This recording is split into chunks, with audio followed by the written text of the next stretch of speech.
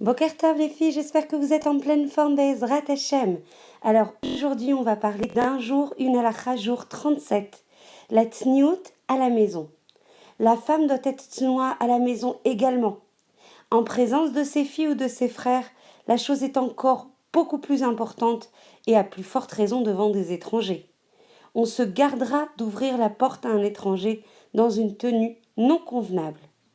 Le Rambam nous dit qu'il nous faut également s'habiller avec tsniout, même en présence de son mari.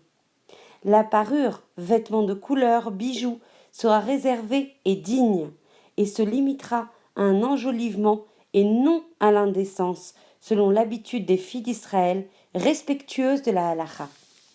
Les vêtements transparents ou moulants seront donc strictement interdits, que ce soit à la maison ou à l'extérieur. Il faudra aussi faire attention à la longueur du vêtement, à la largeur de l'encolure et à la longueur des manches. Il est préférable et sera source de grande délivrance de ne pas aller sans bas à la maison en raison du verset « Tu ne t'écarteras pas de la Torah de ta mère » et il y a des cas où il s'agit d'une interdiction stricte de la loi. Si c'est devant des frères ou des étrangers, on doit avoir des bas à la maison. C'est une grande mitzvah de se parer à la maison en l'honneur de son mari, et c'est l'un des rôles les plus importants de la femme. Elle se gardera bien de ne pas se montrer paresseuse dans ce domaine. La pensée du jour de la fine fleur de farine. Lorsqu'il fut demandé à Kimchit par quel mérite, elle engendra 7 garçons qui devinrent toutes des Kohanim Gedolim. Elle ne mentionna pas le fait qu'elle ait suivi une quelconque formation intensive en psychologie de l'éducation ou en recherche en biologie, mais attribua tout naturellement ce mérite à son extrême et stricte tsniout. Celle-ci veillait en effet à ne jamais découvrir ses cheveux, pas même devant les murs de sa maison. C'était pour elle une évidence que sa réussite dans l'éducation de ses enfants en était la conséquence stricte et directe. La Gemara rapporte le commentaire de nos sages à ce propos. Toutes les farines sont des farines simples, mais la farine de Kimchit est de la fine fleur de farine. Il voulait nous faire comprendre par là que pour la plupart des femmes, la tsniout se résume en l'opposé de la pritzout. C'est pourquoi lorsqu'elles se trouvent seules, elles ne se montrent pas aussi scrupuleuses qu'elles le sont dans le domaine public.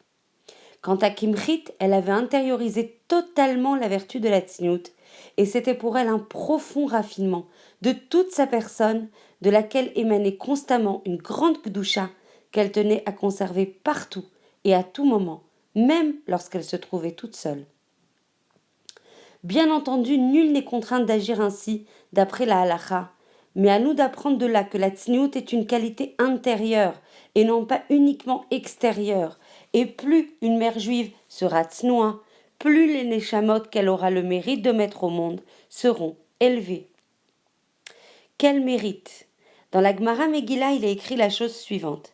Rabbi Shmuel bar Nachman dit « Toute belle fille qui sera tsnoua dans la maison de son beau-père méritera d'engendrer des fils droits et des talmidei chachamim dignes des rois et des prophètes. » On demanda un jour au rabbi de Kotsk, alors qu'il était encore enfant, où se trouvait Hachem, et il répondit intelligemment « À chaque endroit où on le laisse rentrer. » Le Rav Wolf, Zecher Tzadik Vekadosh V'Livracha, disait « Tu dois savoir, fille d'Israël, et ne jamais oublier que ta table et ta couronne sont plus grandes que les leurs.